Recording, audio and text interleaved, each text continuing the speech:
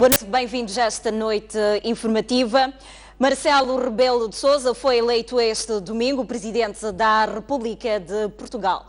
Com 52% dos votos, Marcelo Rebelo de Sousa deverá se tornar quinto presidente da República de Portugal.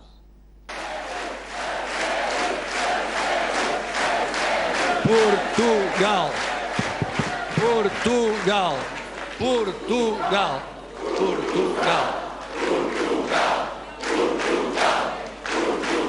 Marcelo Rebelo de Sousa é desde este domingo o novo presidente da República de Portugal. Uma vitória que vem confirmar o que já era esperado desde a primeira hora. Sem máquina partidária nem programa de governação, Marcelo Rebelo de Sousa deixou para trás 9 candidatos a presidente da República. Mas o seu principal rival chamava-se Sampaio da Nova, que ameaçou levá-lo a uma segunda volta. O antigo presidente do Partido Social Democrata venceu as eleições para presidente da República com 52% dos votos, sendo que o segundo candidato mais votado ficou com apenas 22,89%. O novo chefe de Estado escolheu uma universidade para fazer o seu primeiro discurso e deixou uma mensagem de apreço aos seus concorrentes. Saúdo igualmente os meus oponentes nesta eleição, que nunca foram meus adversários. Como tantas vezes disse, as candidatas e os candidatos que comigo se apresentaram a este sufrágio merecem um cumprimento muito afetuoso e especial. Ao assumirem a coragem de avançar com as suas candidaturas, prestigiaram esta eleição, emprestando-lhe a riqueza das suas visões, a tenacidade do seu combate e a generosidade dos seus propósitos. Marcelo Rebelo de Sousa diz ainda que durante o seu mandato não haverá portugueses de primeira nem de terceira. E digo hoje o que sempre disse ao longo de toda a campanha eleitoral. Agradeço a decisão que tomaram e sublinho o modo como souberam entender o objetivo que sempre tracei numa candidatura independente: ser um presidente livre e isento, cujo único compromisso que assume é de servir todos os portugueses por igual, sem discriminações nem distinções. Marcelo Rebelo de Sousa, lembre-se, é professor catedrático de Direito, dirigiu o PSD com várias funções governativas. Para Moçambique, deixa um grande abraço. Marcelo Rebelo de Sousa toma posse no dia 9 de março próximo como o quinto presidente da República eleito em democracia. As imagens são de Pedro Amba, Boaventura Mucipe, para a STV. Conheça já de seguida o perfil do presidente que se segue. Marcelo Duarte Rebelo de Sousa nasceu a 12 de dezembro de 1948 em Lisboa. É professor catedrático no Instituto de Ciências Jurídico-Políticas da Faculdade de Direito da Universidade de Lisboa, onde se doutorou. É atualmente presidente do Conselho Científico do Centro de Investigação de Direito daquela instituição. Também catedrático da Faculdade de Ciências Sociais Humanas da Universidade Católica Portuguesa, professor catedrático, convidado da Faculdade de Direito da mesma universidade e membro da Comissão Instaladora do Conselho Científico e professor da Faculdade de Direito da Universidade de Porto, de que é doutor honoris causa. É um destacado intelectual público e comentador político, tendo exercido vários cargos políticos de relevo, entre os quais as de presidente do Partido Social Democrata, de vice-presidente do Partido Popular Europeu e membro do Conselho de Estado. Fora de Portugal, foi negociador do anteprojeto da Faculdade de Direito de Bissau. É autor de inúmeras obras científicas e membro de diversas associações jurídicas portuguesas e internacionais. Pela sua atividade jurídica e docente, foi condecorado com a Comenda da Ordem de Santiago da Espada e com a Gran Cruz da Ordem do Infante Dom Henrique. É sócio honorário da Academia Portuguesa de História e sócio honorário e membro do Conselho Literário do Grêmio Literário. Em 1972, foi um dos fundadores do Seminário Expresso e fez parte da comissão que elaborou a primeira lei em democracia da Assembleia Constituinte, integrando a primeira delegação portuguesa ao Conselho da Europa. Portugal tem um novo presidente. Marcelo Rebelo de Sousa recebeu o mandato dos portugueses para a mais alta magistratura na nação portuguesa. Com 52% dos votos nas eleições presidenciais deste domingo, dispensou uma volta. E Marcelo Rebelo de Sousa conseguiu ser o candidato mais votado em todos os distritos nacionais. Este foi um facto.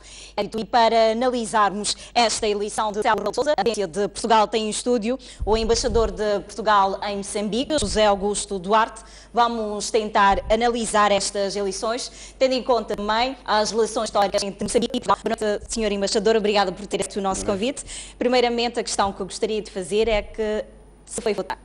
Foi votar. Eu, aliás, como português residente temporariamente no estrangeiro, tinha que votar dia 12 de janeiro. E eu cheguei precisamente, regressei a Moçambique no dia 13 de manhã e fui votar nesse mesmo dia. Exato, faço esta questão porque só em Moçambique houve 80% de abstenção, não sei se os meus números estão certos. Porque é que temos um número tão elevado de portugueses que decidiram não ir votar? Lamentavelmente, enfim, não tenho uma explicação científica para isso, eu gostaria de ter, mas o que é certo é que tradicionalmente os imigrantes portugueses, os portugueses que estão fora do país, participam pouco nos atos eleitorais, quer portugueses, quer desses mesmos países, quando podem exercer. Em Moçambique não é o caso, ou seja, a soberania moçambicana não permite a votação, a participação em eleições por parte de residentes estrangeiros, mas no caso dos países europeus permite, ou seja, há cidadãos portugueses que residem em Espanha ou em França ou na Alemanha, mas mesmo aí também participam um pouco. Há uma crescente participação em países de imigração antiga, como é o caso da França, mas temos de fazer um esforço grande de mobilização, explicando às pessoas que votar não é apenas um direito, é também um dever cívico. E nesse aspecto aí, de facto, temos um caminho ainda longo a percorrer para que os portugueses que vivem em Moçambique tenham uma maior participação e votando mais nas eleições. Acredita que Moçambique poderá sair a ganhar com esta eleição de Marcelo Rebelo de Sousa, tendo em conta a relação de proximidade com o então eleito presidente que tem com o nosso país, inclusive há bem pouco tempo participou do Fórum OSEF? Bom, eu quero explicar em primeiro lugar, fosse qual fosse o presidente eleito, Moçambique seria sempre uma enorme prioridade da política externa portuguesa. Mas este novo presidente tem uma relação mais próxima com Moçambique? Dito isto, a relação de afetividade pessoal que Marcelo Rebelo de Sousa tem com Moçambique é única. Ou seja, ele foi uma criança feliz em Moçambique e ele tem uma relação de afetividade com moçambicanos e moçambicanas de há várias gerações a esta parte, que é relativamente singular. E ele próprio também disse no Fórum OSEF que agradecia o ter sido convidado, estava na sua segunda pátria.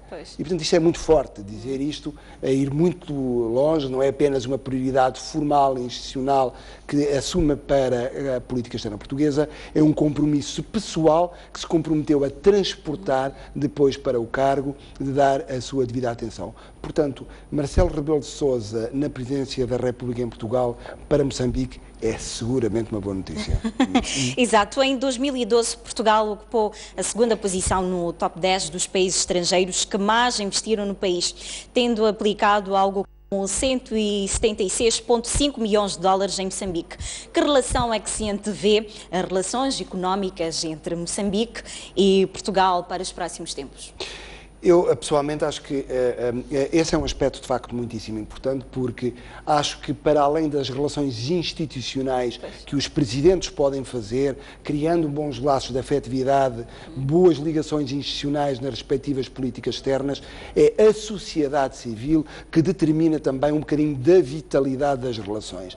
A troca de investimentos, as trocas comerciais, o comprar e o vender entre os nossos dois países é da maior importância. Nós precisamos de vender mais para Moçambique e precisamos de comprar muito mais aos moçambicanos. Precisamos de investir mais em Moçambique e também gostaríamos mais que mais moçambicanos pudessem investir em Portugal. Este aspecto o incremento das trocas comerciais e da troca de investimentos, cria novas parcerias, cria interesses conjuntos, cria cumplicidades entre moçambicanos e portugueses, que faz-nos levar, de facto, a criar projetos em mútuo benefício, que é da maior importância. Portanto, eu acho que aí a sociedade civil é determinante na construção do futuro das nossas relações, por muito boa vontade que as instituições políticas tenham. Portanto, eu acho que vamos todos ter que fazer um esforço no sentido de manter ou incrementar o nível de investimentos que os portugueses têm feito desde 2008 até agora em Moçambique. Neste momento já estamos com cerca de 1,6 bilhões de dólares investidos em Moçambique. Somos o maior criador de emprego estrangeiro para moçambicanos em Moçambique. E é importante não perdermos o ritmo desse mesmo investimento e dessa dinâmica económica. Exato. Aproveitando isto, quais são os dados em relação às atividades económicas entre Moçambique e Portugal no ano 2015? Não os temos ainda de forma definitiva, estamos em janeiro e os dados ainda não estão completamente encerrados. O que temos é indícios de um decréscimo do investimento face a 2014, ou seja, na prática acompanha um bocadinho tudo aquilo que são os indicadores económicos de Moçambique, que é, continuamos a crescer sim, estamos a investir mais sim, mas o ritmo de crescimento é menor do que tinha sido em anos anteriores. Ora, e eu sinceramente estou muito apostado em retomarmos essa mesma força. Mas isto deve-se a quê? São vários fatores, ou seja, não há um único fator, ou seja, uma economia não cresce por um fator, nem decresce por um fator. São vários fatores que contribuem para essa mesma situação. Há fatores internos e há fatores externos que contribuem certamente para isso. Exato. Portugal viveu momentos de austeridade devido à crise económica que afetou muitos países e, de certa forma, isso fez com que muitos portugueses fossem viver em outros países. Moçambique também tornou-se um lugar preferencial. Mas há informação de que há muitos portugueses que estão a abandonar Moçambique. Que idades é que têm em relação a isto? Eu tenho, de facto, informação e eu vou sabendo, pelos contactos que mantenho com os empresários portugueses que aqui investem, que há, neste momento, uma tendência para maior retorno do que para a chegada de novos. Sim, pois. Bom, mas nós temos que, efetivamente, também entre nós, perceber que Moçambique não deixou de ser um país onde merece verdadeiramente a pena investir e é um país que tem imenso futuro económico pela frente. E, portanto, eu considero que o arrefecimento do crescimento económico em Moçambique não significa propriamente uma crise económica. Sim. Significa que está a crescer, mas menos do que o que estava inicialmente a crescer. Portanto, acho que é preciso, nestas alturas, não abandonar face aos primeiros embates, às primeiras resistências e ser resiliente para, de facto, depois, mais tarde, tirar esse devido proveito. Em contrapartida, também acho que todos juntos devemos refletir um bocadinho melhor sobre o nosso ambiente de negócios. Ou seja, a soberania é moçambicana, o ambiente de negócios, digamos, é moçambicano, mas interessa àqueles que aqui investem também. E, portanto, isso seria bom nós vermos naquilo que são os parâmetros internacionais, ver como Moçambique vai aparecendo no ambiente de negócios para atrair mais investimento, mais dinâmica, cativar, ser mais apelativo, mais competitivo face aos seus vizinhos. Podemos ser muito amigos dos nossos vizinhos, mas nós queremos sempre o melhor para o nosso próprio país e os moçambicanos deverão ser isso mesmo, deverão ser competitivos e incrementar todos os anos no ranking internacional da competitividade internacional do doing business, do fazer negócios, incrementar lugares. E temos que avaliar todos em conjunto aquilo que melhor podemos fazer, porque beneficia-nos a todos. Beneficia aos moçambicanos porque tiram o proveito daquilo que é o investimento externo, criar emprego, criar riqueza, trazer transferência de tecnologia, transferência de conhecimento, aprender a fazer e também beneficia aqueles que têm cá os investimentos. E nós aí estamos juntos. Que avaliação é que faz destas eleições que deram vitória ao professor Marcelo Rebelo de Sousa, tendo em conta também o nível de abstenção que centrou-se nos 51%? Bom, é também uma tendência crescente nas eleições, é uma coisa que acompanha, é um dado que acompanha todas as democracias ocidentais. Se formos ver outros países como os Estados Unidos, o Reino Unido ou a Espanha, os valores são mais ou menos semelhantes. Não que seja esse o nosso objetivo, o objetivo é ter uma maior participação dos cidadãos no ato democrático. Eu fico contente, por exemplo, com haver esta diversidade de candidatos. São candidatos que representam a esquerda, a direita, o centro, homens, mulheres. Houve surpresas também. Mas isso é saudável, sabe? Sim. Isso é uma verdadeira democracia participativa. A democracia é importante quando todos e todas sentem que participam no processo e que a sua voz pode ser ouvida. E que depois, no fim, aquele que ganha representa todos. Isso é importante e em Portugal eu acho que isso de facto, felizmente, aconteceu nestas eleições. Houve uma grande diversidade, houve pluralidade de candidaturas, de homens e de mulheres que participaram e, ao mesmo tempo, também houve no ato eleitoral, enfim, na noite eleitoral, esse reconhecimento que o Presidente agora representa todos, representa todos, e que aqueles que perderam também se identificam com o seu Presidente, que representa o conjunto da nação e os representa a todos eles. E, portanto, eu acho que, nesse aspecto, acho que não podia ter corrido melhor, não correu com incidentes, todos puderam exprimir e, no fim, todos se reconhecem no candidato anterior. E como é que analisa o perfil deste novo Presidente? É um perfil singular. Sabe que ele tem uma coisa que eu gosto também na política. Ele já perdeu eleições. Sim. Ele candidatou-se à Câmara Municipal de Lisboa e perdeu contra o antigo candidato do Partido Socialista, que era Jorge Sampaio, que viria depois, mais tarde, a ser Presidente da República. E uma pessoa que perde não desiste. Ele vai de novo à luta, anos mais tarde, e ganha a sua batalha. Isso revela algo que eu aprecio nas pessoas e que é bom salientar. Nós temos as nossas derrotas, temos as nossas vitórias, não é por termos uma vitória que ficamos a ganhar o resto da vida e não é por termos uma derrota que devemos desistir desses sonhos e dessa combatividade, seja no que for, seja na política, seja na economia ou na própria vida pessoal. Revela, de facto, espírito combativo e determinação por parte de Marcelo Rebelo de Sousa, que eu bastante aprecio. É um homem superiormente inteligente, superiormente bem preparado, professor universitário, intelectual, conhecedor das matérias, e é uma pessoa extremamente afetuosa e, portanto, eu tenho a certeza que vai estabelecer essa relação de afetividade com os portugueses e certamente também com os moçambicanos. Marcelo Rebelo de Sousa, durante a sua campanha, fez questão de frisar que não tinha um programa, pois não era candidato ao governo. Daí resultaram muitas críticas de que ele só dizia coisas básicas. O que terá pesado para esta eleição de Marcelo Rebelo de Sousa? Pesa, de facto, eu acho que ele fez uma campanha onde se mostrou que era genuíno consigo próprio. Ele, de facto, conseguiu provar que foi, ao longo do seu percurso político, um congregador.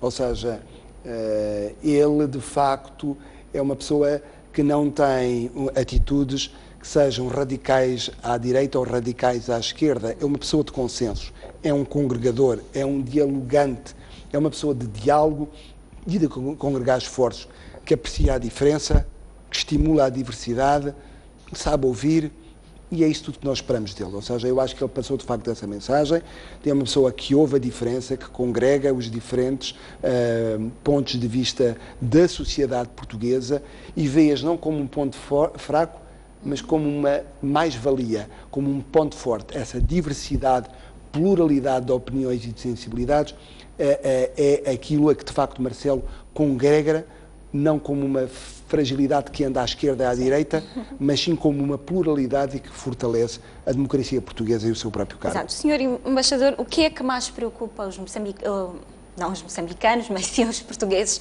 residentes cá em Moçambique e que talvez poderia ser prioridade do novo Presidente?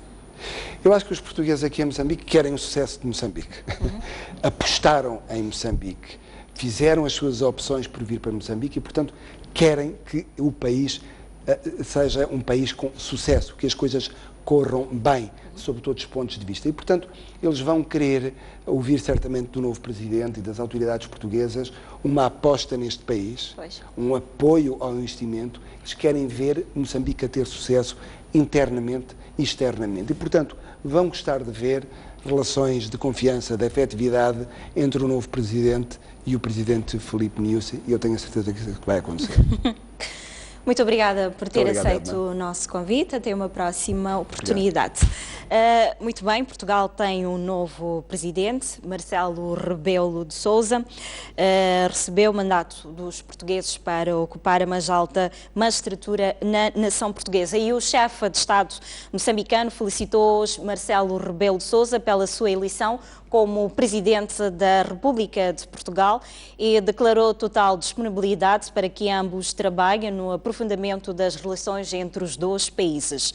Manifesto a minha total disponibilidade para trabalhar consigo de modo a que as relações entre a República de Moçambique e a República Portuguesa continuem a consolidar-se para o progresso económico e social dos nossos povos e países. Declarou hoje Filipe Nyusi numa mensagem enviada a Marcelo Rebelo de Sousa, vencedor das presidenciais realizadas no domingo. Expressando grande satisfação pelo resultado das presidenciais e votos de muitos sucessos no mandato de Marcelo Rebelo de Sousa, o chefe de Estado moçambicano disse estar convicto de que com esta eleição os laços de amizade que desde sempre unem os dois povos e países continuarão a ser fortalecidos e aprofundados. Para Filipe Nyusi, a parceria histórica entre os dois países tem sido testemunhada por excelentes relações de amizade, solidariedade e cooperação e por progressos assinaláveis na esfera económica, salientando o aumento do investimento português em Moçambique. O chefe de Estado moçambicano referiu ainda que interpreta a escolha do eleitorado português como uma prova de reconhecimento das qualidades pessoais e profissionais de Marcelo Rebelo de Sousa, caracterizadas pela integridade, empenho e dedicação durante o seu percurso político. Em entrevista antecedente uma visita a Maputo no início de dezembro, Marcelo Rebelo de Sousa afirmou que, caso fosse eleito, esperava contribuir para um entendimento natural nas relações com Moçambique, país que classificou como a sua segunda pátria. Muito bem, vamos agora olhar outras notícias. Mais um caso de assassinato na estrada circular de Maputo, no bairro de Xiango. Na manhã de hoje, um cidadão foi assassinado por desconhecidos depois de perseguido pelos autores do ato. E na perseguição, a vítima, uma cidadã moradora daquele bairro, foi atingida por uma bala perdida. Tudo aconteceu por volta das 7 horas desta segunda-feira, aqui no bairro do Xiango, próximo da estrada circular de Maputo. Testemunhas contam que o proprietário daquela viatura teria desviado para uma estrada de terra batida, onde supostamente já era aguardado pelos elementos que intentaram uma perseguição. Na sequência, vários tiros foram sendo disparados contra a viatura e, ao que tudo indica, ao chegar naquele ponto, terá desviado e ficado encavilhada ali onde se encontra. De seguida, a vítima terá tentado ainda fugir do carro e corrido pela minha esquerda, onde ainda é possível ver algumas gotas de sangue. Mas por alguma razão voltou ao interior da viatura, onde teria supostamente tentado negociar para que não fosse executado, mas os criminosos tinham uma intenção clara: ou dinheiro ou tiravam-lhe a vida. O sangue espalhado no interior desta viatura denuncia a violência com que os criminosos executaram o proprietário do veículo. Furos deixados pelas balas durante a perseguição evidenciam a persistência dos assassinos. Testemunhas contam que os disparos começaram neste cruzamento, com 4 viaturas ligeiras a perseguirem a Toyota. Precisamente neste local, a escassos metros do sítio em que foram despejados 2 corpos baleados, na semana passada, aconteceu o assassinato. Apesar de ter sido uma ação rápida, os moradores contam o que conseguiram captar. Quando chegam aqui, o carro despistou. Para ali aquele senhor saiu, pôs-se em fuga. Correu, como estão a ver as pegadas que vão para lá. E dali então, ele de novo voltou. Eles saíram do carro, vieram de carregar, ali eles estavam pedindo dinheiro. Aquele senhor disse que não tinha dinheiro naquele momento. Então, levaram ele dentro do carro, balearam ele dentro do carro. Quando chegamos lá para ver o que estava a acontecer, eles nos mandaram embora. Já estavam a dar tiros para aquele senhor que ficou a rebolar no chão. Depois mandaram-no entrar no carro e o que aconteceu lá dentro não vimos mais. Os moradores mostram-se igualmente preocupados pelo fato de crimes do género serem recorrentes nesta zona. Não temos quadros, estamos a pedir ajuda.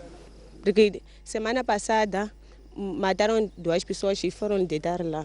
Durante a perseguição, a mãe deste bebê foi baleada no tórax. O menor, que estava no colo, saiu ileso, mas ficou ensanguentado. A mãe dessa criança que estava a goivar na padaria, depois foi apanhado por ter. Nós, vizinhos, pedimos ajuda para qualquer carro. A mãe dele foi levada para o hospital. Não estava nem antes de começar a goivar, logo me ligam que a tua cunhada já foi baleada, mas já foi ao hospital. A criança está a chorar. Eu nem cheguei de fazer nada, logo voltei a correr e a chorar. A Polícia da República de Moçambique fez-se ao local para recolher o corpo e tirar as primeiras pistas para esclarecer o caso, mas declinou prestar qualquer declaração à imprensa. Nos últimos meses, a zona do Xiango transformou-se num palco de assassinatos e abandono de corpos. Este mês, pelo menos 2 pessoas foram assassinadas em menos de 2 semanas. Xiango transformou-se numa zona de execuções e abandono de cadáveres. Em menos de 6 meses, perto de 5 casos de assassinato foram registrados nesta zona do bairro do Albazine, na cidade de Maputo. Os últimos 2 aconteceram exatamente neste local. O assassinato desta segunda-feira, mas para além disso, há menos de 1 semana, 12 indivíduos foram crivados de bala e abandonados a menos de 100 metros deste local. Os terrenos baldios de Xiango são escolha dos criminosos desde o primeiro semestre do ano passado. No dia 12 de maio, um homem de cerca de 40 anos foi arrestado do seu estabelecimento comercial em Laulan e assassinado por volta das 19 horas, bem próximo da estrada circular de Maputo. 2 meses mais tarde, no dia 8 de agosto, 2 viaturas levaram este cidadão até a mesma zona e alvejaram-no até a morte com 2 tiros. Neste ano, este é o segundo caso em menos de 2 semanas. Além do sentimento de insegurança instalado no bairro, os moradores de Xiango dizem que o patrulhamento não é permanente. Ficamos com medo, sabe? Você acordar, ver coisas estranhas, ficamos com medo. Até nós que estamos perto, não dormimos às vezes, ficamos com medo. Nem chover na estrada, voltar nos serviços, esses 2 estão a ver os carros. Abandonar ao lado, esconder, porque ninguém que sente para andar qualquer hora aqui na estrada. Que sempre urgente foi assassinado já aqui. Falta mesmo de patrulho mesmo, nem por isso aqui não faz patrulho, nem de dia, tanto de noite. É por isso nós sofremos sobre isso aí. A polícia suspeita que o assassinato desta segunda-feira, tal como os outros, seja resultado de um ajuste de contas entre quadrilhas. Portanto, a polícia suspeita que tenha se tratado de mais um caso de ajuste de contas entre componentes de quadrilhas diferentes, porque, segundo informações recolhidas no local, em algum momento foram ouvidos alguns gritos, portanto, de indivíduos exigindo, portanto, a partilha equitativa de dinheiro este que a polícia suspeita que, portanto, seja produto de algum acto criminal. O caso ocorreu esta manhã, aliás, mesmo havendo neste momento não nos é oportuno, portanto, publicitar essa pista, portanto, para o bem da própria investigação. O que lhe garanto é que a polícia está a trabalhar, portanto, logo que teve conhecimento da ocorrência deste caso, portanto, agentes de investigação criminal foram despachados para o local, que é para efetuar os exames preliminares no local. A corporação diz que está a patrulhar o bairro e, em resultado destas e mais ações, foram detidos 4 indivíduos em conexão com os casos registrados durante o ano passado. Muito bem, vamos agora observar o nosso primeiro intervalo. Voltamos dentro de instantes. Até já.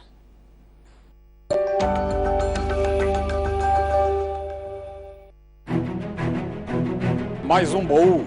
Recordações, momentos épicos, momentos marcantes, grandes vitórias, campeões. como é que o futebol começou na sua vida e o que é que foi o futebol? Eram todas equipas bem estruturadas com o futebol de se tirar o chapéu. A gente jogava aqui na Baixa, saía da Baixa. Era obrigado a fazer o jogo dos palmaninhos. Antigos jogadores, paraquedistas, árbitros, pugilistas, médicos. O primeiro envolvimento direto foi como médico da seleção que foi aos Jogos Olímpicos, Moscovo, 1980. Hoje já temos a capacidade de fazer diagnósticos e cirurgias artroscópicas. O paraquedismo começa quando eu via militares da Força Aérea saltar. A dobragem de paraquedas é uma coisa fundamental. Uma campeã nasce ou faz-se? Um talento tem que nascer, mas também não basta só nascer, tem que se fazer para ser campeão.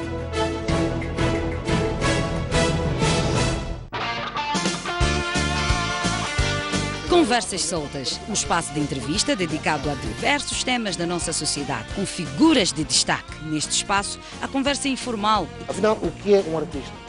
O artista é um pensador, é intelectual. A poesia que lhe encontra. Sim, eu já escrevo desde os 13 anos. É uma luta diária. A questão técnica tem um desafio muito grande. Todos os sábados, não perca. Uma criança e um jovem desapareceram nas águas da Praia do Inos, aqui na cidade de Pemba. Combate ao crime é a palavra de ordem da chegada do líder da RNAP à cidade portuária de Natal. Davis Simango deixou ficar as seguintes considerações. A partir da cidade da Beira e com imagens de Manel Chicava. No interior desta viatura seguiam 4 ocupantes. A reunião que aprovou a primeira Constituição da República. Bairros periféricos das cidades de Maputo e Matola. A alma do magistrado calou-se precisamente neste local. As notícias do país cabem todas aqui. Um país sem história é um país sem futuro. Um mundo sem referências é um mundo sem norte. Um país sem cultura é um país sem identidade. Um país sem ídolos é um país sem referências.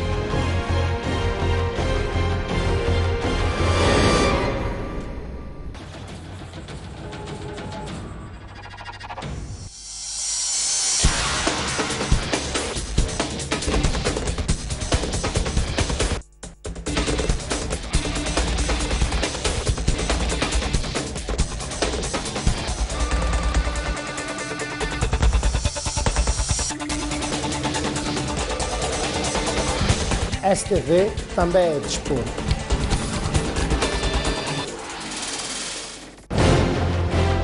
Um país sem cultura é um país sem identidade.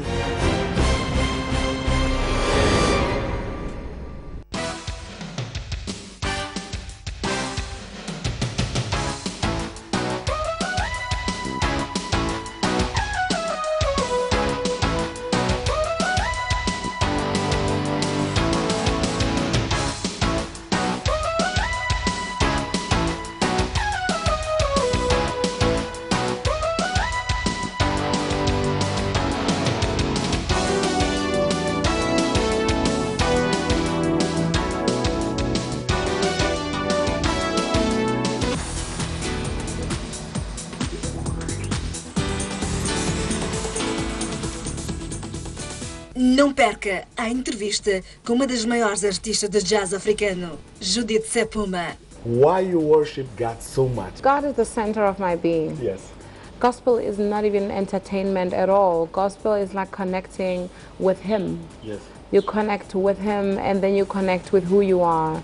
And also because, you know, we are brought to this earth for a purpose. Aqui, na STV. Seja muito bem-vindo ao Vida Plena. Olá, paz.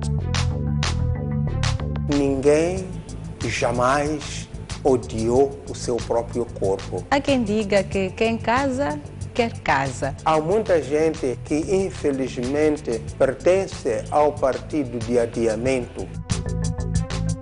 Tenha certeza que precisamos da presença da paz.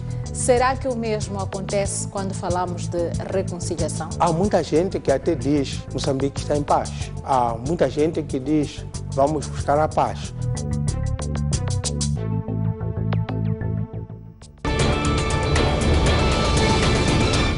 o que você pensa conta. Reservamos-lhe um espaço de opinião em dose dupla. Conto consigo das 11h30 às 12h30. Eu, das 18 às 19h30.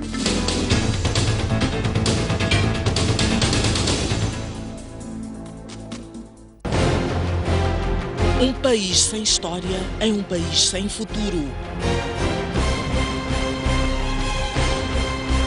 Um país sem cultura é um país sem identidade.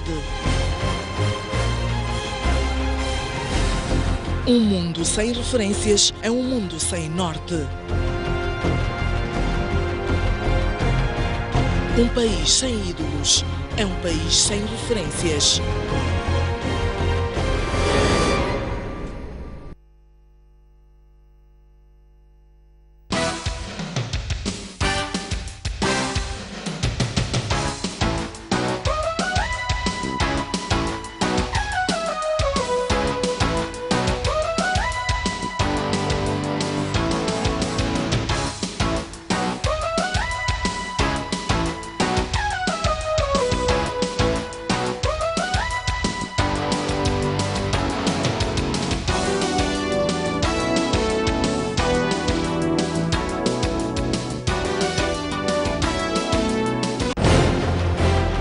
Um país sem cultura é um país sem identidade.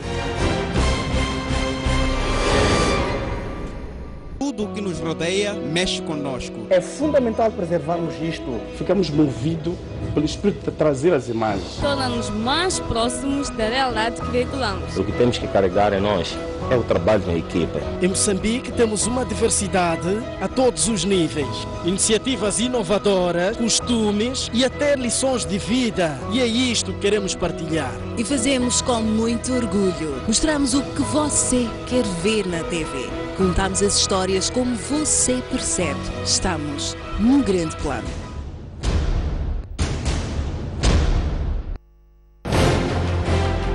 Um mundo sem referências é um mundo sem norte.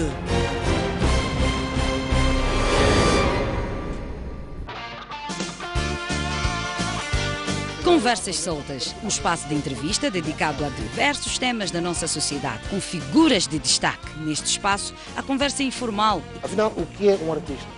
O artista é um pensador, é intelectual. A poesia que lhe encontra. Sim, eu já escrevo desde os 13 anos. É uma luta diária. A questão técnica tem um desafio muito grande. Todos os sábados, não perca.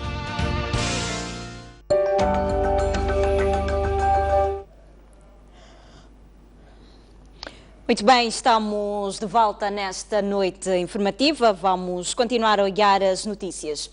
Numa altura em que há informações de confrontos entre as forças governamentais e homens armados da Renamo, as autoridades divergem em relação ao que está a acontecer no terreno. Enquanto o Ministro do Interior diz que a Renamo não constitui ameaça, Jorge Callow contraria o discurso, dizendo que a Renamo está a espalhar terror.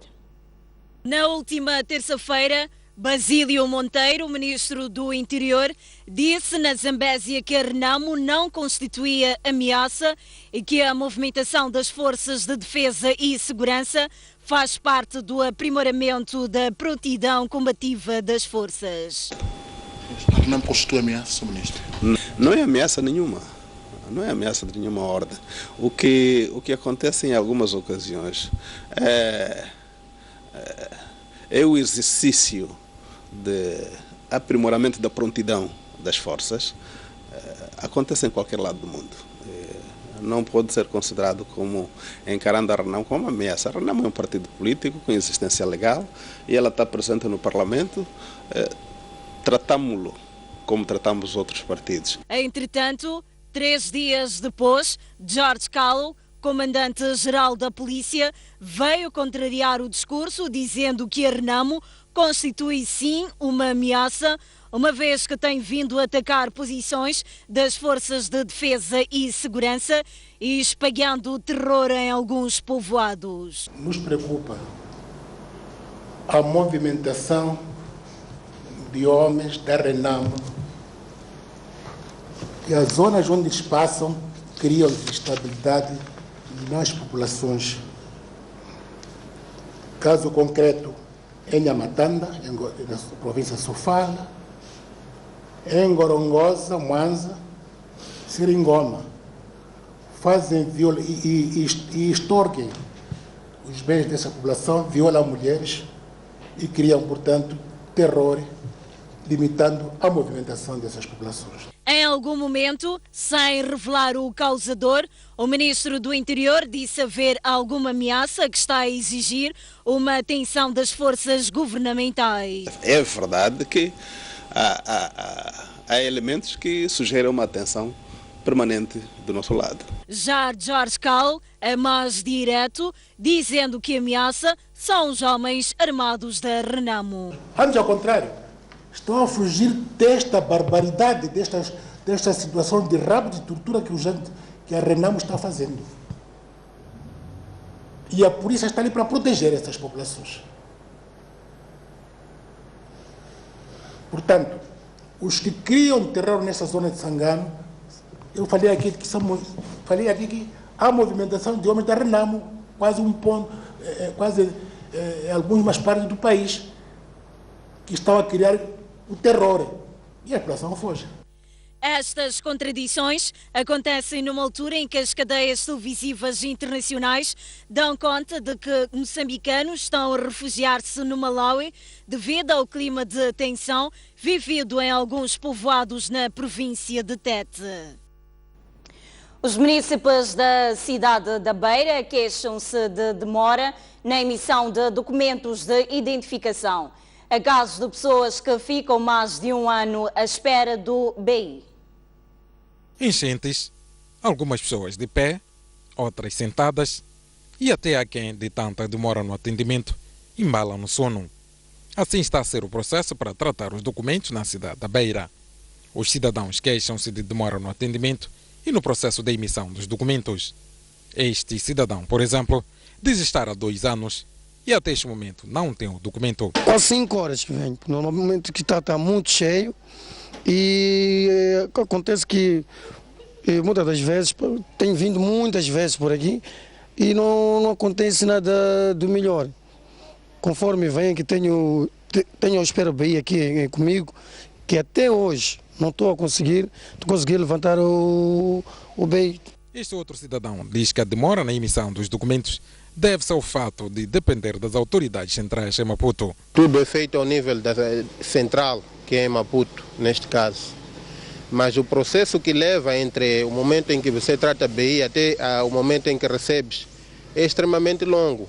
Como solução para este problema, os cidadãos apelam para a construção de fábricas em algumas províncias para descongestionar a pressão na cidade capital. Se não é possível em todas as províncias, pelo menos ter uma fábrica de BI na zona sul do país, uma fábrica de BI na zona centro e uma fábrica de BI na zona norte. As autoridades de identificação civil em Sofala dizem que a demora deve-se à oscilação de energia e na demora da emissão em Maputo. O normal nós são 45 dias à espera do bilhete, mas como sabe o processo é pouco lento, temos muitos problemas de oscilação da nossa corrente elétrica. Essa corrente elétrica não está nos ajudar. O processo é lento, como sabe que o bilhete de identidade é emitido cá e verificar os documentos emitidos como a prova. Está tudo bem ou não, a fotografia se está bem, os dados recolhidos se estão bem. Depois daí é que se passa o processo de enviar os dados para o Maputo. Quando chega a Maputo também tem um outro processo, vários processos que se faz até que emite o próprio bilhete. Esta situação acontece numa altura em que o ano letivo está prestes a iniciar e a procura por documentos é muito grande, um pouco por todo o país. O Banco de Moçambique diz que 2016 será um ano desafiador para o alcance dos objetivos macroeconómicos estabelecidos, particularmente o crescimento da produção e a manutenção de preços baixos e estáveis. O aviso do Banco Central é fundamentado pelo fenómeno El Niño, caracterizado por enxurradas no norte e estiagem no sul do país. O Banco Regulador teme que, devido a este fenómeno, os principais indicadores de estabilidade económica fiquem aquém da meta. Esses objetivos são conhecidos, que é de um crescimento do produto interno bruto, sob o ponto de vista de crescimento real, de 7%, que é de uma inflação de final do ano de 5,6% e um nível de reservas internacionais suficientemente adequado para mantermos a cobertura de importações de bens e serviços não fatoriais acima dos 3 meses. São desafiantes porque, volto a sublinhar, estamos com uma conjuntura doméstica desafiante. Temos a norte do país sinais de chuvas anormais, com implicações de vária ordem para a atividade normal da economia e para a vida social das populações. Temos a sul sinais de estiagem, também com implicações diversas para o funcionamento normal da nossa economia. O ambiente externo e internacional também não favorece o bom desempenho da economia. A conjuntura internacional permanece imutável, ou seja, os preços internacionais das matérias-primas continuam em queda acentuada. Isto impacta de forma particular naquilo que são as receitas das nossas exportações e impacta de forma particular no déficit da nossa balança de pagamentos. Face às ameaças de instabilidade, o Banco Central promete vigilância e intervenção sobre os instrumentos cuja gestão está sob sua competência. Entretanto, o Banco Central realiza o seu 40º Conselho Consultivo entre os dias 27 e 29 de janeiro corrente, na cidade de Tete. O pano de fundo será a reestruturação interna do Banco Central e o aumento das reservas externas. O Conselho Consultivo do Banco de Moçambique é um órgão de consulta sobre matérias de funcionamento interno daquela instituição e as que se revelam importantes para a economia moçambicana. Um dos momentos mais altos do 40º Conselho Consultivo, até lugar esta semana na cidade de Tete, será o debate público sobre como aumentar reservas externas que sofreram redução significativa no ano passado, reduzindo a capacidade de realização de importação de bens e serviços.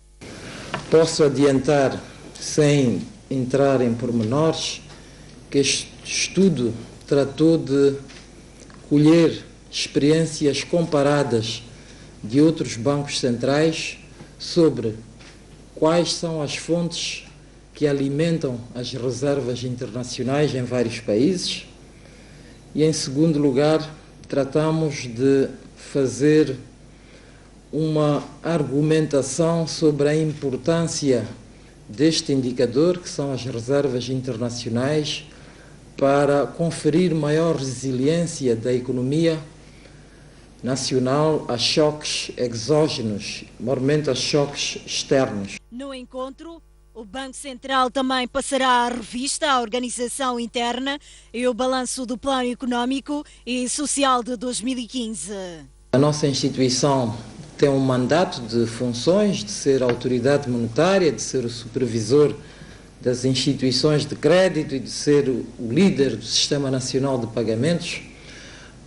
A nossa instituição também tem recursos humanos, financeiros e materiais. Tudo isto, em cada Conselho Consultivo, é passado em revista como é que conseguimos o equilíbrio, sob o ponto de vista de gestão da nossa instituição como organização, mas também passamos em revista das funções que nos estão atribuídas como Banco Central e a nossa intervenção na economia. O Conselho Consultivo será presidido pelo governador do Banco de Moçambique, Ernesto Gouve.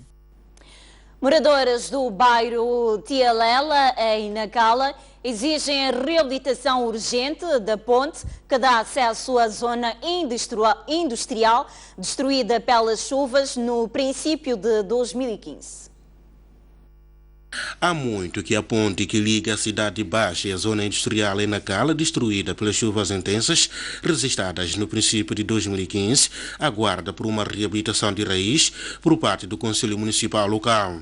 O desabamento desta infraestrutura rodoviária colocou a zona industrial, incluindo o populoso povoado da Matola, isolados do resto da cidade. Quando sempre chove, a ponte sempre está a se destruir. Então, gostaríamos que o município nos ajude então para poder sempre, os carros quando chegam, só param nessa ponteira, então daí uma pessoa sai a pé indo para lá. O carro não passa, né? O que só a motorizada passa do Arrasca. Agora até assim estamos adiados. E quando não, tem que passar o carro. E começou há muito tempo. Este ano só vimos uma máquina que chegou aqui, tentou mover a terra, mas não vimos a solução da ponte. Entretanto, sem outra alternativa, moradores deste bairro residencial exigem a reposição urgente desta infraestrutura para facilitar a circulação de viaturas e outros meios nesta uma das mais importantes rodovias a nível da cidade portuária de Nacala. O governo deve fazer isso o mais rápido possível, porque já aqui não há tranquilidade para chegar na Matola. Para uma pessoa chegar na Matola tem de ir a pé. Aqui na Matola, mas não está a ser possível. Assim vou ter que contornar mesmo, a virar o carro, ir mesmo para casa. O Conselho Municipal de Nacala teria investido mais de 1.400.000 meticais nas obras de ampliação e alargamento da faixa de rodagem, uma ação que foi reduzida a zero pela fúria das águas das chuvas. Nós estamos a fazer os contactos para ver qual é a possibilidade de termos um financiamento para este projeto da construção da nova ponte. A zona industrial não tem a drenagem. Neste momento a cidade de Nacala só tem drenagem na Cidade Baixa. No entanto, as águas correm de qualquer maneira e o município, os fundos que tem tentado fazer algo de combate à erosão e construir algumas vias, algumas aquedutos. Muito bem, vamos agora observar mais um breve intervalo e voltamos dentro de instantes para a segunda hora desta noite informativa. Até já.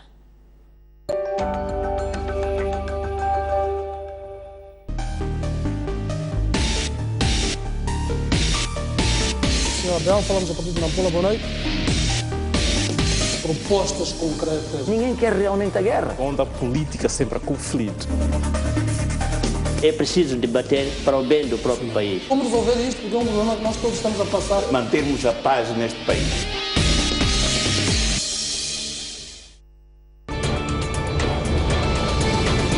Porque o que você pensa conta. Reservamos um espaço de opinião em dose dupla. Conto consigo das 11h30 às 12h30. Eu, das 18 às 19h30.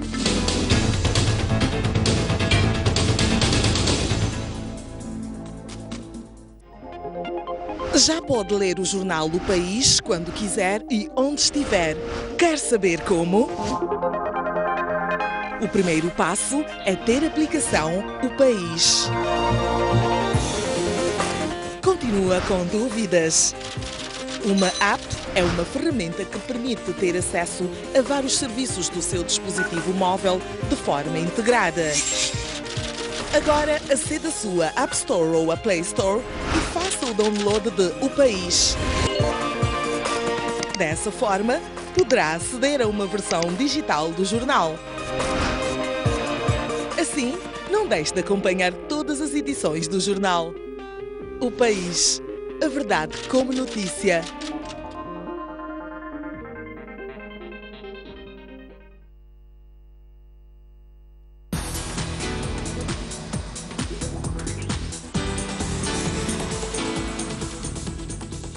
Não perca a entrevista com uma das maiores artistas de jazz africano, Judith Sepuma. Why you worship God so much? God is the center of my being. Yes.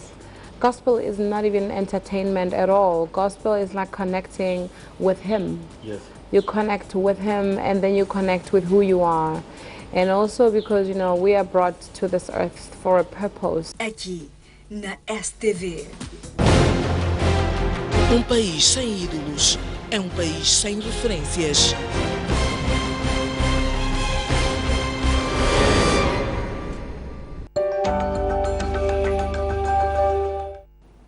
Boa noite, estamos de volta esta noite informativa. Vamos continuar a olhar as notícias. As chuvas que caem no norte do país já destruíram totalmente 70 casas na província de Cabo Delgado, desde o início deste mês até esta parte. O Instituto Nacional de Gestão de Calamidades já está a coordenar ações visando apoiar as famílias afetadas. As 70 casas destruídas pelas chuvas desde 1 de janeiro corrente são de construção precária, a maior parte das quais em Montepuez, segundo deu a conhecer a delegada do INGC em Cabo Delgado. Com este número, totalizam-se em 160 casas destruídas nesta província desde outubro do ano passado, início da época chuvosa. As nossas famílias todas foram sensibilizadas.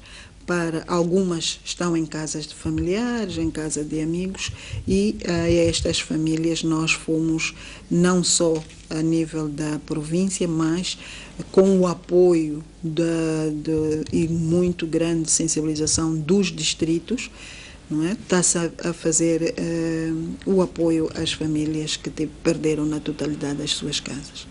Para além de destruir casas, há estradas que sofreram cortes, algumas das quais já têm a circulação reposta. Os níveis dos rios em Cabo Delgado continuam a oscilar com tendências de baixar. Na manhã desta segunda-feira, o rio Messalo situava-se nos 3,49 metros. Portanto, o Messalo desceu. A estação do Messalo em Nairoto, esta subiu. Um bocadinho esta manhã, já estamos com 3,40. O Megaruma e o Montepuez, o Montepuez também subiu um bocadinho, mas o Megaruma também está abaixo do nível de alerta. Fazer a sensibilização das populações para se retirarem das zonas de risco, não é? Para as zonas seguras, não se fazerem aos rios, evitarem estar no leito dos rios, não é? Para não termos percas de vidas humanas. Em relação às áreas de cultivo, decorre um levantamento, mas dados preliminares indicam que ainda não há grandes áreas perdidas. O pico das chuvas espera-se que seja em março que vem, em que poderão ser acima do normal. O distrito de Buana, em Maputo, já conta com agentes da Polícia Municipal. O grupo apresentado esta segunda-feira tem como principais desafios combater construções ilegais e comércio informal. Trata-se destes 35 jovens, entre homens e mulheres, que passam a integrar o primeiro grupo de polícia municipal da vila de Buane. Apresentado ao público esta segunda-feira, o grupo foi desafiado pelo edil de Buane a fazer respeitar a postura municipal, mas priorizando sempre o diálogo. Não quero, a partir de segunda-feira, começar a assinar processos disciplinares. Espero que vocês cumpram a vossa missão, honrando cada dia o nome do município de Buane. Este município que cresce a cada dia. Este município que a cada dia mostra inovações. Mesmo sem a polícia, com muito diálogo, nós conseguimos retirar o ano passado cerca de 750 vendedores que vendiam em locais impróprios, com muito diálogo. Ainda não tínhamos polícia. E é esta postura que quero que continue. Diálogo, diálogo e mais diálogo. Em última instância, é que se deve utilizar todos os outros métodos policiais. Por sua vez, os agentes comprometem-se a cumprir suas tarefas com zelo, com destaque para o combate a construções ilegais. A Polícia Municipal deve disciplinar o munícipe no cumprimento das posturas municipais. Responsabilidade de garantir que estas outras posturas aos munícipes sejam cumpridas e de todos nós, cabendo à Polícia Municipal monitorar o seu cumprimento. A cerimônia, que também contou com a presença da administradora distrital, culminou com a apresentação das instalações da Polícia Municipal e do Serviço de Bombeiros. Mais 2 menores foram violadas sexualmente, mas desta vez os crimes aconteceram no distrito de Buane, na província de Maputo. Em conexão com os casos, 2 pessoas foram detidas e um deles é confesso. As vítimas de 7 e 13 anos de idade foram supostamente violadas por estes dois indivíduos com idades entre 25 e 30 anos. Os jovens ora detidos nas celas do Comando Distrital da PRM em Boane foram neutralizados pela população após a violação e depois entregues às autoridades. Um dos detidos confessa o crime, enquanto o outro diz que está a ser acusado injustamente. Encontrei a miúda fora da hora, estava no meu quintal, na minha casa. Já eu levei a menina é a minha vizinha. Levei-lhe, ela não fala, coitado dela. Não fala, não faz nada. Eu entrei com ele dentro, ele fez dormir em casa, dentro da minha casa. Então, daí, dormimos, eu também estive grosso. Então, dali, tirei-lhe calça. Daí eu comecei a trazer. Essa criança eu chamei só para mandar comprar tomate para mim. Depois de comprar tomate, ela veio dentro do meu quarto. Depois, quando entrou no meu quarto, alguém veio bater a porta, dizer o que é que estás a fazer com a menina. Tá a ver? Eu disse que não estou a fazer nada. Então, eles já começaram a meter o caso já no esquadro. O comandante distrital da PRM diz que há provas de envolvimento destes jovens na prática do crime, que alegadamente tem sido frequente nos últimos dias em Boane. Agora estamos perante uma situação de dizer contra dizer-se, mas a verdade é uma, estamos perante uma situação de dois indivíduos confessos de terem praticado o crime de violação de menores. Já foram processados. Neste momento estamos à espera para que o caso dê entrada no tribunal. Nos últimos tempos temos registrado casos de violação de mulheres e de menores, mas principalmente casos de violação de menores. Posso não ter agora em número, mas temos tido nos últimos tempos registro de casos de violação de menores. Na semana antepassada, outras duas menores foram também violadas sexualmente, mas no bairro Ferroviário e Maotas, na cidade de Maputo. Muito bem, vamos agora olhar o desporto. Abel Xavier foi oficialmente apresentado como novo selecionador nacional de futebol. Abel Xavier tem contrato válido por 2 anos com a Federação Moçambicana de Futebol.